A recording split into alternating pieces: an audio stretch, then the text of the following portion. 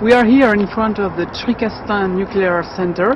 We can see the water vapor getting out of the cooling towers of the enrichment plant. And we also see the two chimneys of the nuclear plant, very small chimneys.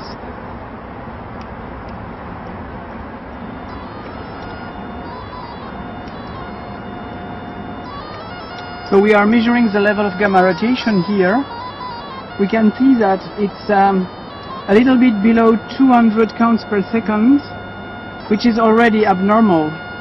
But if I move my body is no more stopping the gamma radiation coming from those drums containing uranium, and the level of radiation is increasing. It's about 270 counts per second. So our bodies are stopping a little bit those radiation, which means that the energy they send in the air is creating damage in our body. If we go closer, those drums are containing uranium and they are sending gamma radiation into the air around, closer to the gamma emitting source.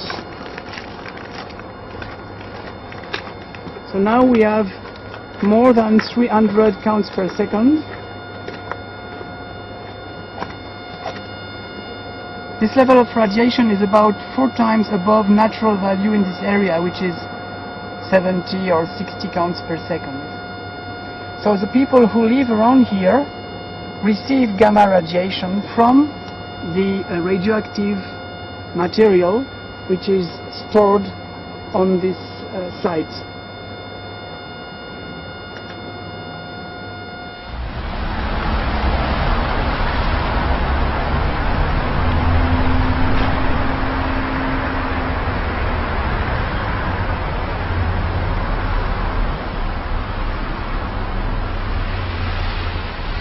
Uranium. Isn't it like a chemical? Yeah, it's like a chemical, isn't it? No, I don't know what it is.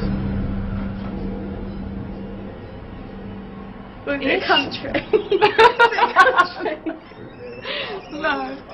It is like, isn't it like a bit like plutonium? Yeah. Is it? Like some sort of explosive or something like that.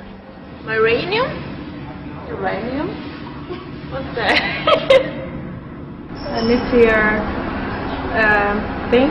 I don't know in English what it's called. It's a nice thing, I might say. It's used for good and for bad. That's the stuff that they make nuclear stuff out of? Yeah, that's dangerous. Uranium? How you mean?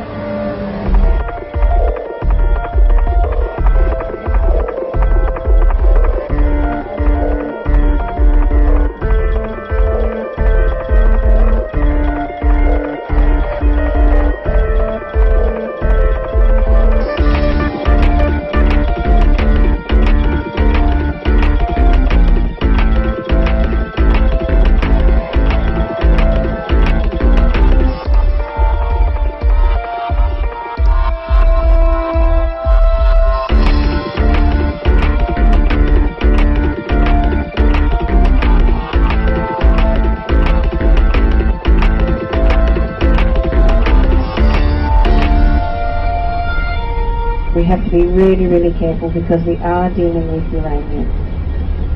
On the corner here is emergency services. On the right, this is where our big medical centre is.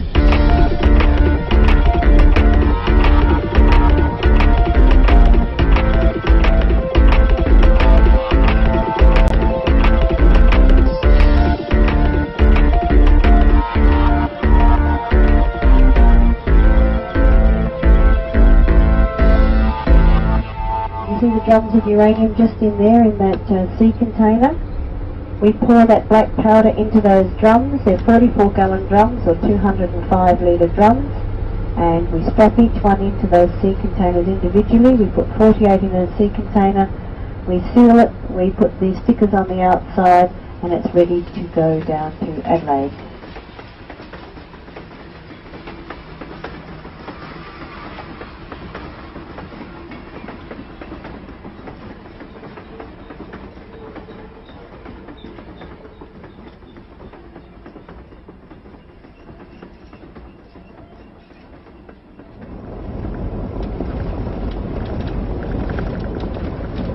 No one knows enough about it, you know, especially up here. They're not familiar because all that stuff's all new stuff to the people that are living up within this area. And when mining companies do come in to the towns to talk about and advise the communities of, you know, what's going to happen, they don't tell you the potential dangers of that mining. They tell you all the good things that's going to happen.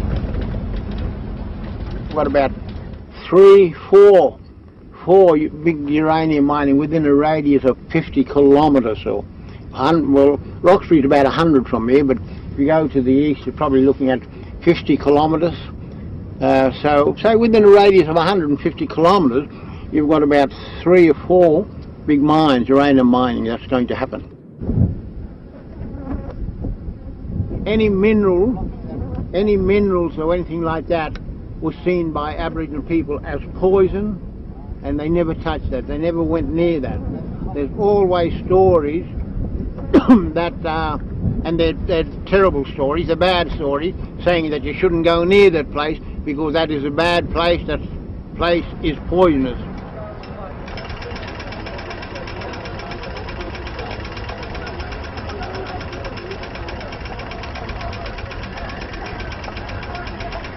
Australia is one of the world's major suppliers of uranium. Australia is very prospective for uranium and we have pretty good prospects for increasing the number of mines. Australia exports about 10,000 tonnes of uranium a year. In 2006-2007 the export value of that was about $586 million. It's forecast to grow to $972 million in this financial year and to about $1.3 billion a year by 2011-2012.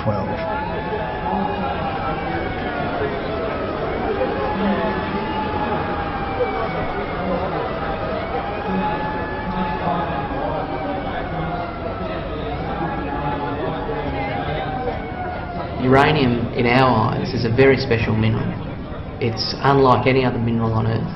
It's linked to the production of the world's worst industrial wastes, and it's linked to the creation, the spread, the proliferation of the world's worst ever weapons.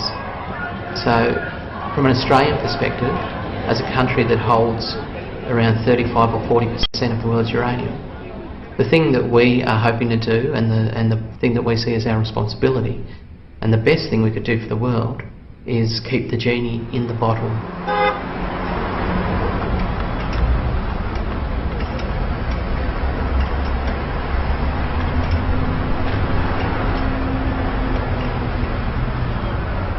The Australian Bureau of Agriculture and Resource Economics has identified 15 to 20 uranium prospects which could potentially become mines in the next 10 or 15 years.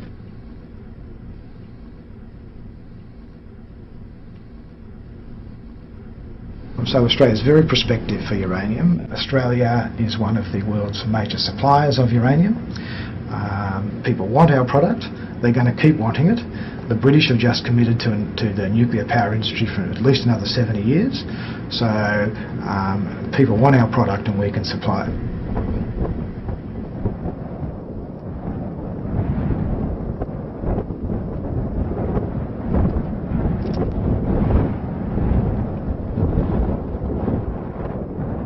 And what we're looking for here is bush onion. And bush onion will grow in this soft area like that. Like this here, it's pretty soft ground, see? So you would know in an area, if you're looking for bush onion, you would look in an area like this. And if it's a bit hard, sometimes you'll find a bit clayey, but you have a rock and you beat that ground, see? In the nuclear industry, the first step is uranium mining. The companies have to get uranium ore from the soil and to put it at the surface. This is uranium mining. Then this uranium ore has to be crushed and the uranium element has to be get out of the ore. It is called an uranium mill. And you push the dirt away, and then this is how you find bush onions. Can you see those two little bush onions there? So that's what you're digging for. This will produce yellow cake, which is uranium concentrate. It will then go to a conversion plant to change this uranium into a gas, UF6. Here's another one, there's a big one, see? So that's what you call bush onion. Bush onion, see? Bush onion we call yalka. So then you have a plant that will use this gas, UF6, to convert it again into uranium metal and prepare the powder, and which will be compressed and heated to make the small pellets and to prepare the fuel, the rod. But what you do is you peel it like that, see? You can cook them in the ashes. After this fuel fabrication, the fuel will go to the nuclear plant, and you will have there the nuclear reactions, and this fuel will become highly radioactive. It's called spent fuel.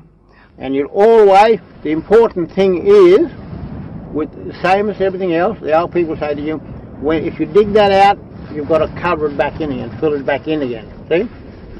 Fill it back in, so the rest of the bush onion in there will be there. So then you have management of the waste, spent fuel, other kind of low-level waste, and all the industry of how to manage those radioactive waste. Obviously, the link between all those steps is transportation, by train, by truck, by plane. I say this in my Arabana language. Yalka Niki Charpa Ngurku. What I'm saying there, this bush onion is very good food. The Western society, it's about now rather than the long term. It's what we can do now, what we can hoard up now, what treasures and wealth we can hoard up. I think the people from the Western world don't realise that and don't understand that by doing what they're doing to the lands, polluting and damaging that land, they're actually doing that to themselves in the long term. Yeah? What I'm saying is, this is my grandmother's country, and my great-grandmother's country, and my mother's country. I was born here, grew up here, lived here all my life, never left it, been here all my life. Now it's like the back of my hand. Yeah. God's own country. Woo!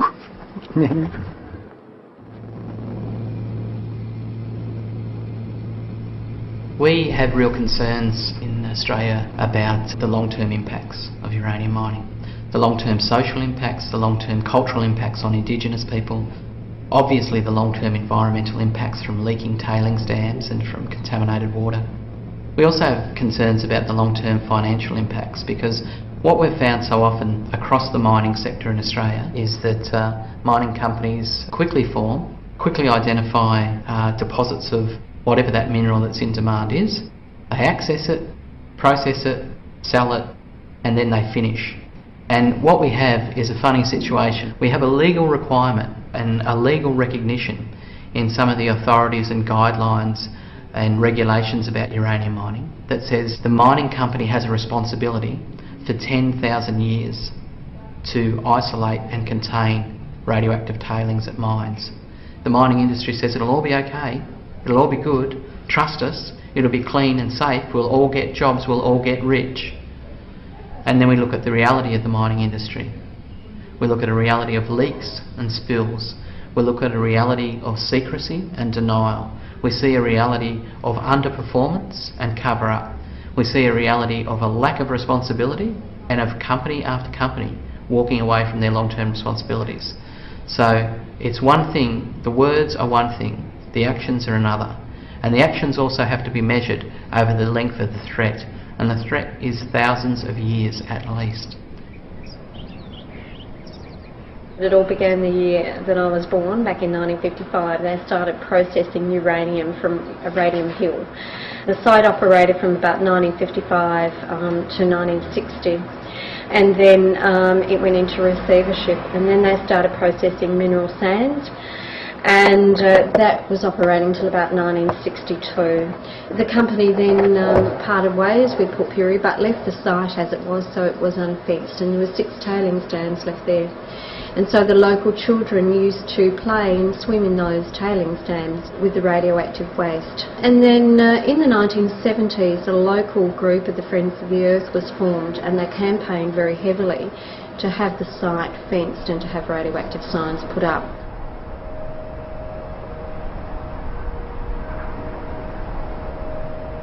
Mining companies can say whatever they want. Politicians can say whatever they want. In a decade, they won't be a politician anymore. In 2 decades, they won't be a mining company anymore. In 4 decades, they won't be alive anymore. Against the spectrum of 10,000 years of threat, their promises are pretty hollow.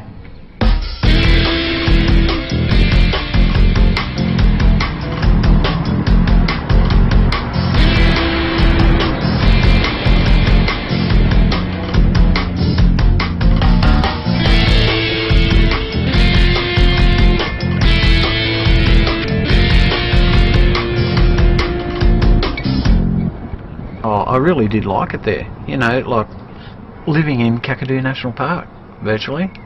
So, you know, I liked it. I liked the fishing, I liked my kids, you know, it was good school, and yeah, just come home. Mainly because of family, really, because it's a long way away. Yeah. About 18 months after I come home, I started forgetting things and, you know, leaving things everywhere and getting run down, so I went and seen the doctor and had some blood tests, and I've got hairy cell leukemia, which I've, you know, had to have chemo and had my spleen out, and luckily enough I'm still here today. So yeah, but not so lucky for my boss that I work for. He died, and his brother died. I mean, these are, and one of the plant operators died, and these are just the 2 brothers that I work with. They were younger than I was, and I was just surprised to hear that, you know, they died from a cancer. There were protesters there protesting against it, but, you know, because I was young and naive, I didn't think anything of it. It was just a job. You know, if you were getting half as much money, or $800 a week, you'd be thinking, oh, you know, maybe I should be joining, maybe I should be doing this, you know, maybe I shouldn't be, you know, exposing myself to some health risks. But when you're being paid probably 3 or 4 times as much as that, well, you think, oh, okay, it'll be alright for a little while, and then I'll give it up. I'll go and do something else.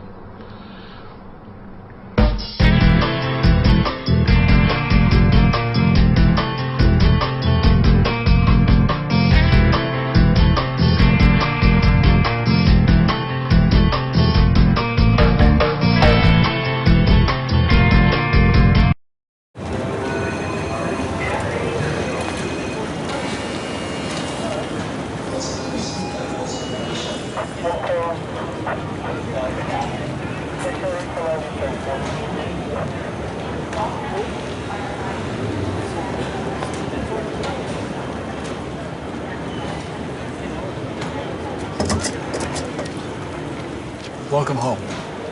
Thank you. At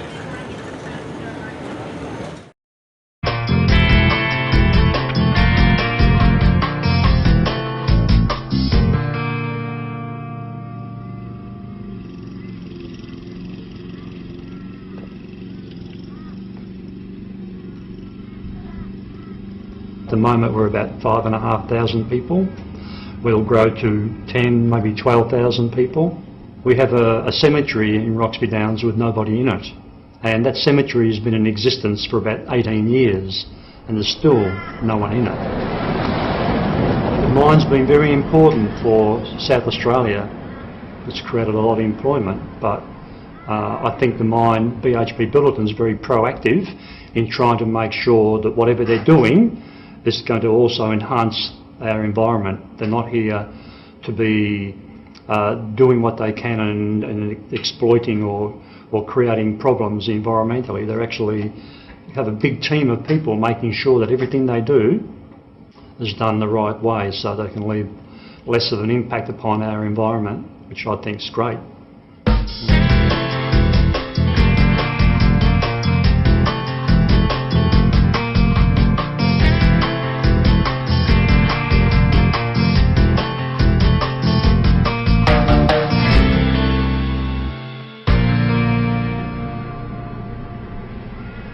I don't work for BHP Billiton. I work for local government, as I said, but I do know that BHP Billiton are fanatical almost on safety.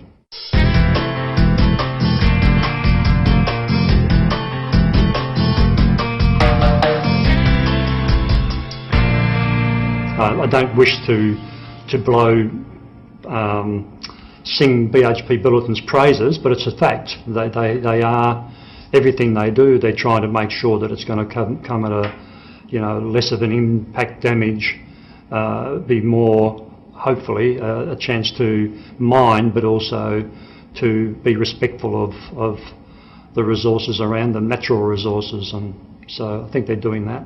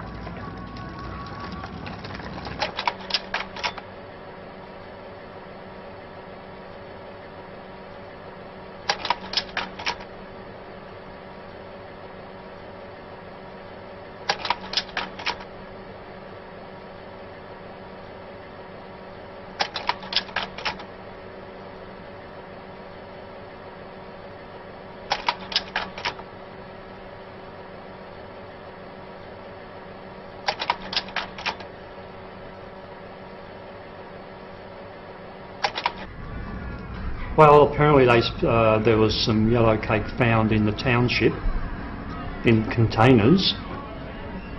But I'd know nothing about that. That's only what I heard, so I really couldn't comment on that, because if that happened, that's absolutely, BHP Billiton would be absolutely, screaming with shock and I don't know. I've never heard that. I can't say I've heard it. I've heard it on a grapevine, but not factual, so I wouldn't know. But yeah, I find it hard to believe. But again, I don't work for BHP Billiton, and I've got no reason to defend them. But I do know, as I said before, the safety procedures are extremely important to them. And if that ever did happen, there would be serious ramifications without doubt. Yeah, but I don't know. It's only been a grapevine thing. I couldn't say that's a fact.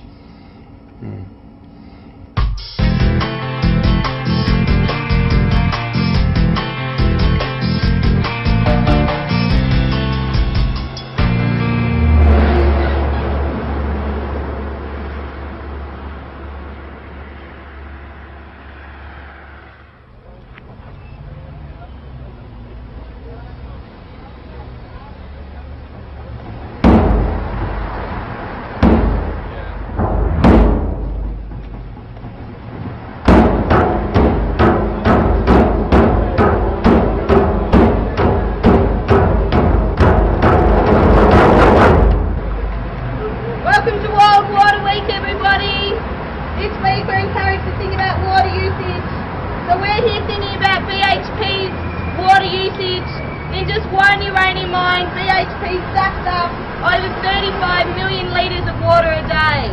35 million litres of water every day goes into the BHP Roxby Downs uranium mine.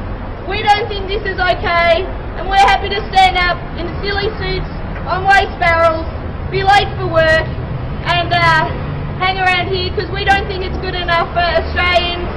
It's not good enough for the people who are going to use our uranium overseas. We're all on one planet, and we need to conserve our water across the world so we can have water for future generations, not for toxic uranium mines.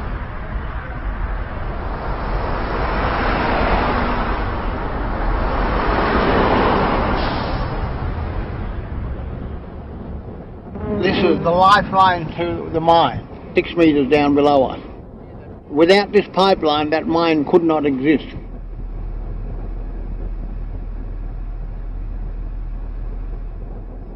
And that's coming from the Great Artesian Basin.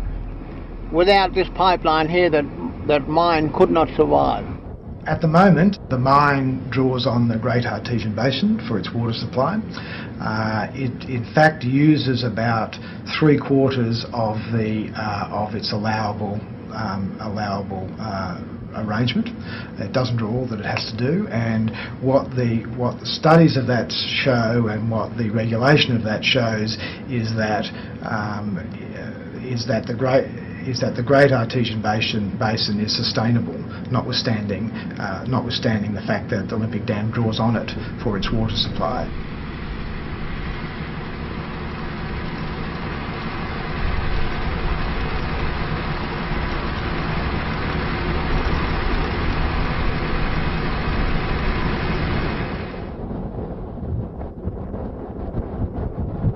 The only thing about that is that it's the mining company themselves who do the monitoring and collect all the data. And if they want to manipulate that data, they can, because no one else sees it. If there's an impact on the basin, you wouldn't know, because they're not going to tell you that anyhow, because it's their livelihood that's threatened. So that's water that's coming out of the Great Artesian Basin. See? And I suppose you call it artificial. Down the track we'll see natural water escaping from the Great Artesian Basin in the Mound Springs and that. So it's amazing to look at this dry and this arid looking land. You wouldn't expect to find so much water below, but there is. Yeah. Again, the changes since the mining, you've got a depression, as you'll see in there. See, there's a depression. In the past you didn't have that. There was a level filling across there rather than a depression. Aboriginal people who live in the area have absolutely noticed that natural springs and natural outlets for Great Artesian Basin water called Mound Springs, which have been really important both culturally and for ceremony significance, they're drying up. Flow rates are reduced. These are significant impacts, and the appetite for water at the Olympic Dam mine is only increasing. The Olympic Dam mine, owned by the world's largest mining company, BHP Billiton, every day sucks up at least 32, 35 million litres of water every day. Without cost, it sucks that up free from ancient fossil groundwater reserves.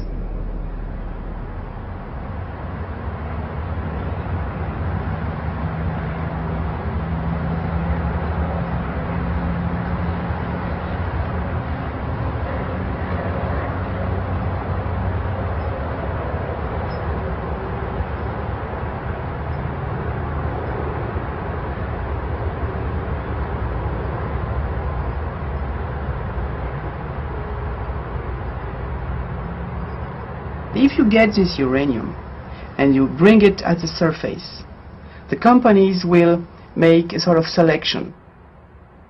The most active rocks will be sent to the uranium mill that will prepare yellow cake, uranium concentrate, but they will leave a lot of radioactive mud called tailings.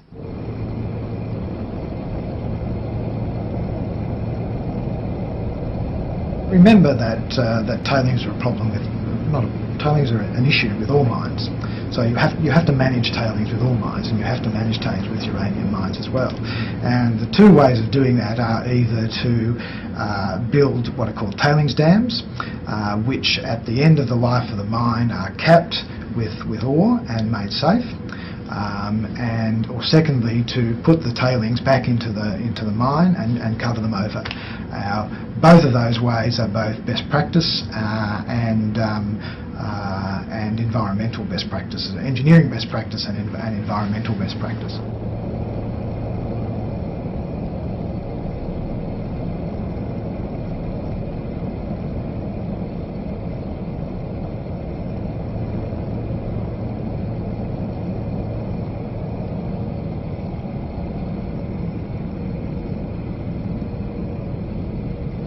They have the composition of powder. It's readily eroded by wind or by water, and those tailings are going to remain hazardous for thousands of years. The volume is so large that the company they intend to leave it on the surface and not move it. You know, that they're looking to just leave it on site.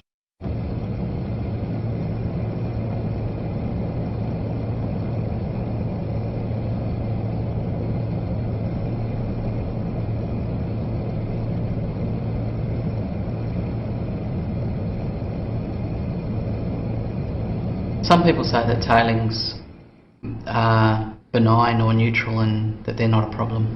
Tailings are in fact less radioactive and less dangerous than the materials from which they come, because the uranium oxide, as the uranium ore, has been extracted.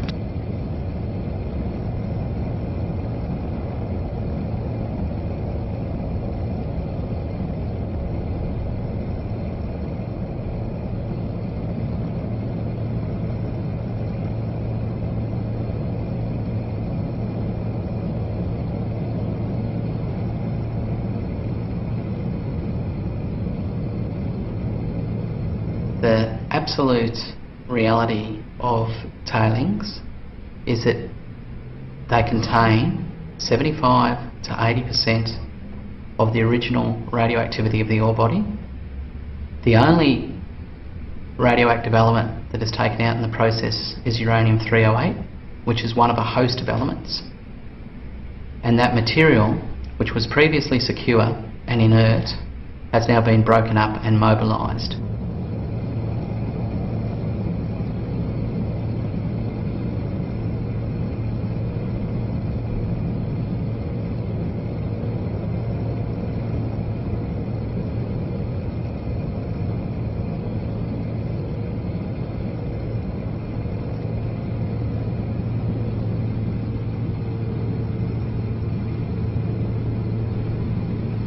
Tailings are a profoundly serious environmental management problem.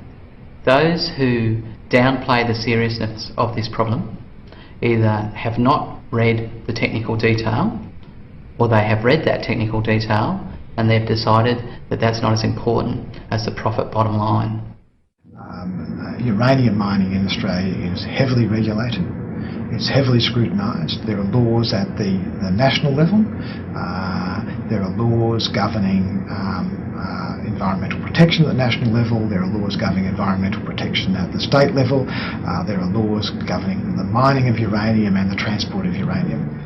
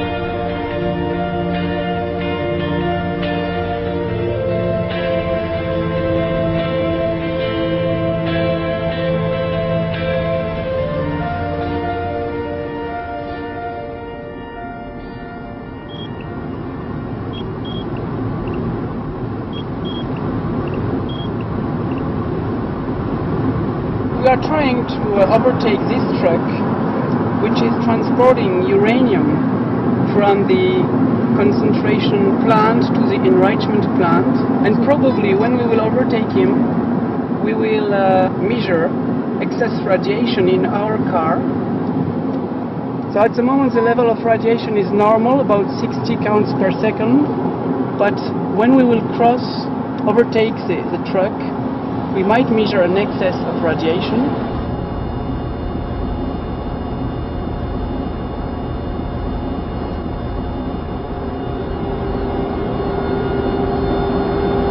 It's much higher than the natural radiation level, which is about less than 100.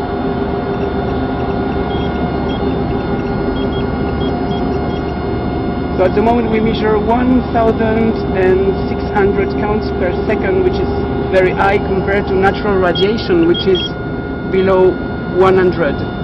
And you will see that the level of radiation will decrease because we are getting away from the radioactive truck. So now we don't measure any excess radiation from this truck. In France, we had approximately 200 uranium mines. Today they are all closed, but the contamination is still there. So we checked, I would say, approximately 20 of those uranium mines in France, and we discovered the same problems everywhere.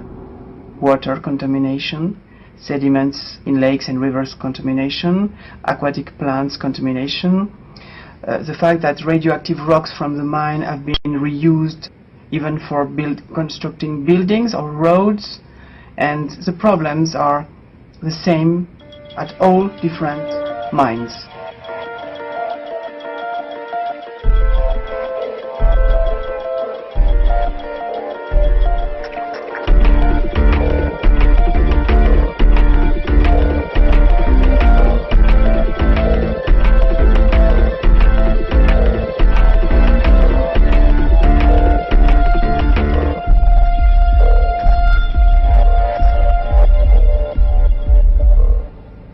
CURAD means Commission for Research and Independent Information about Radiation.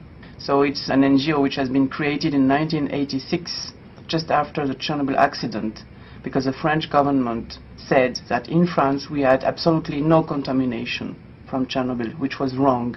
So a group of people decided to set up this organization, to hire scientists, to buy equipment, and to create an independent laboratory. So our action is to make measurements and to improve people knowledge, people awareness about the problems linked with radiation in the environment, radiation at home, radiation at the hospital, and obviously nuclear energy and its impact.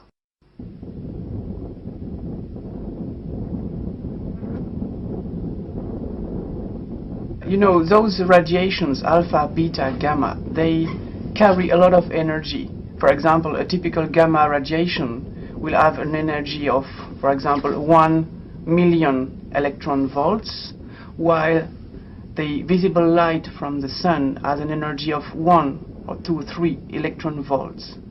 So those radiations, ionizing radiations, they carry a lot of energy. You know that if you spend too much time exposed to solar rays, you can get skin cancer. So you can imagine that if you receive those alpha, beta, gamma radiation, which are much more powerful, they can create breaks in our DNA and increase the risk of cancer.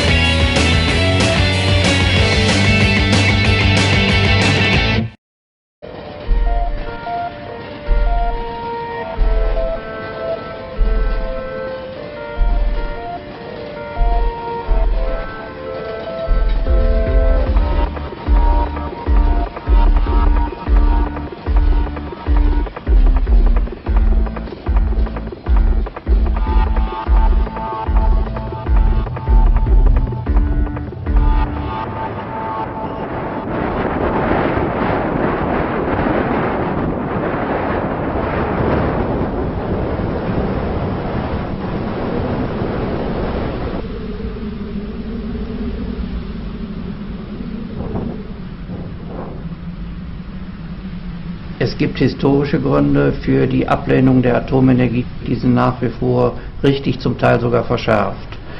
Das ist die Frage der unzureichenden Entsorgung. Das ist die Frage der Risiken, wobei bei Atomenergie nicht die Frage der Eintrittswahrscheinlichkeit das Entscheidende ist, sondern der mögliche Schadensumfang.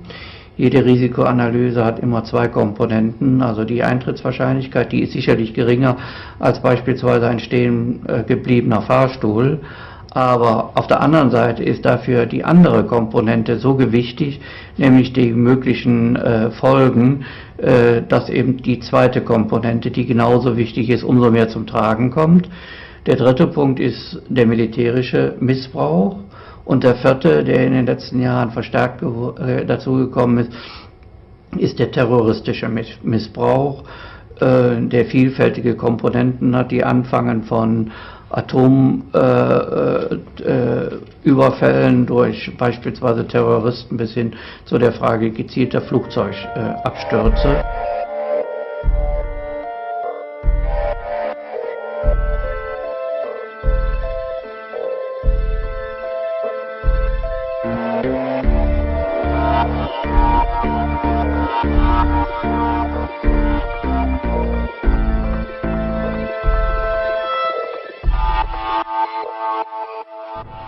Sagen wir, die Atomenergie ist für meine Begriffe nicht das, was es sein soll. Sie bringt uns viel Unheil. Letztendlich ist ja doch immer der Mensch dabei, der das praktisch entscheiden muss, Knöpfe drückt. Also ich finde schon, dass das absolut sicher ist. Ich habe mir auch mal eins angeschaut mit der Schule. Ich finde das schon, also es ist okay. Gründe für Atomenergie? Kann ich Ihnen ja keine sagen. Der Bau von Atomkraftwerken ist im hohen Maß subventioniert worden in Deutschland. Und nach etwa 15, 16 Jahren nach unserer Einschätzung ist ein Atomkraftwerk, vielleicht bei nach 18, aber das ist die höchste Frist, die ich kenne, ist ein Atomkraftwerk abgeschrieben. Und danach verdient man verdammt viel Geld mit dem Atomkraftwerk. Und insofern ist das eigentliche Interesse nicht der Neubau, sondern alte Anlagen, solange es geht, zu nutzen. Gründe. Das ist am billigsten, das denke ich mir mal. Ja, es gibt Studien, die das berechnen. Diese Studien existieren und sagen, dass es ca. 1 Million Euro pro Tag sind, die ein Betreiber durch das Weiterlaufen der Atomkraftwerke hier gewinnt. Und die Energieversorger können sehr teuren Strom zurzeit verkaufen, weil an der Leipziger Börse der Strompreis sehr viel höher ist. Und das wird aber den Verbrauchern in Rechnung gestellt, sodass ein Atomkraftwerk schon wirklich eine sehr preisgünstige Variante für den jetzigen Energieversorger ist. Viele Verbraucher interessiert das gar nicht. Also ob sie jetzt erneuerbare Energie nutzen oder ob sie Atomenergie nutzen. Der Verbraucher merkt ja nicht, was er aus der Steckdosen rauskriegt. Ich finde es gut, weil es ist billiger Strom. Ja, das ist am billigsten ist. Zurzeit.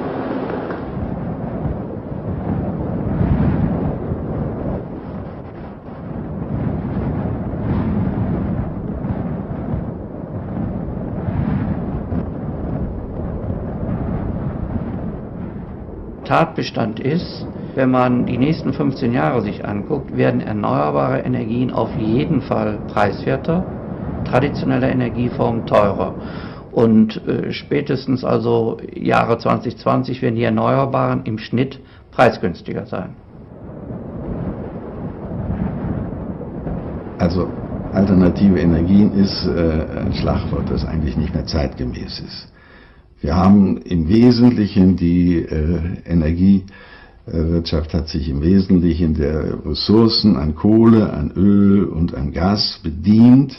Das muss zurückgehen, weil diese Ressourcen verschwinden.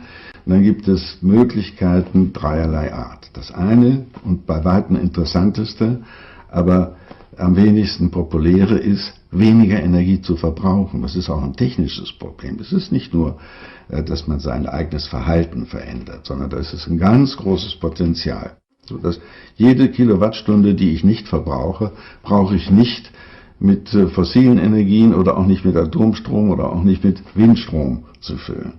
Das zweite ist der ganze Bereich der erneuerbaren Technologien, der jetzt in starkem Maße in Gang kommt. Wir haben also hier in Deutschland inzwischen etwa halb so viel, wie wir Atomstrom haben, schon Strom an erneuerbaren Energien.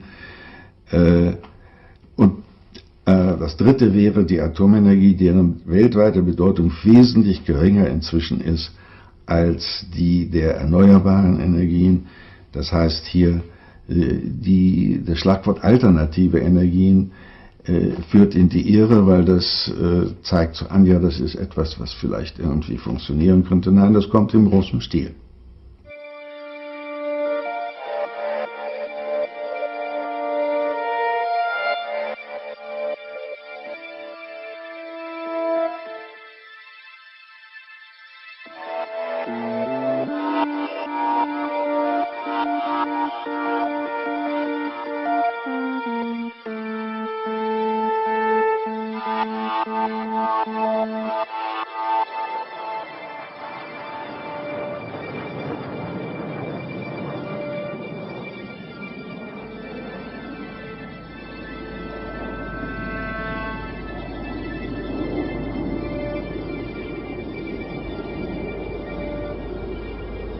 Wir haben eine intensive Debatte beispielsweise in der Enquete-Kommission des Deutschen Bundestages schon in den 80er Jahren, Ende der 80er Jahre gehabt.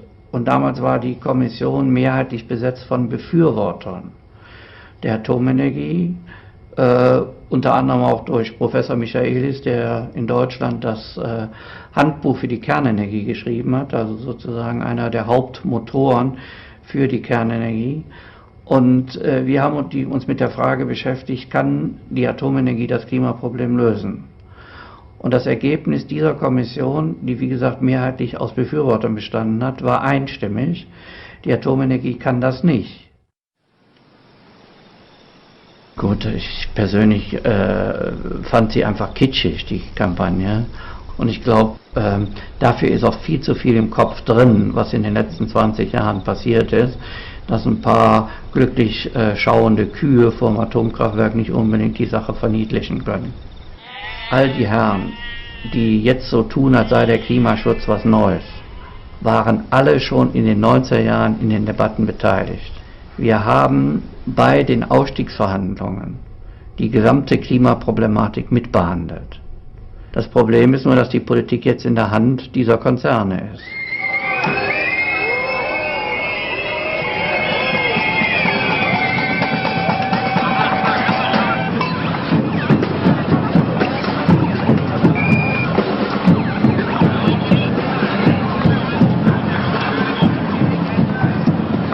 Politik reagiert vor allen Dingen, insbesondere in Demokratien, Gott sei Dank haben wir einen, auf das, was Wahlen betrifft. Und wenn die Menschen sich wehren gegen die Atomenergie, weil hier das Atomkraftwerk daneben ist, dann fängt die Politik an, sich daran zu orientieren. Das war in Deutschland der Fall. Das hat dazu geführt, dass in der rot-grünen Koalition der Atomausstieg sich durchgesetzt werden konnte, von dem nicht sicher ist, dass er wirklich dann funktioniert.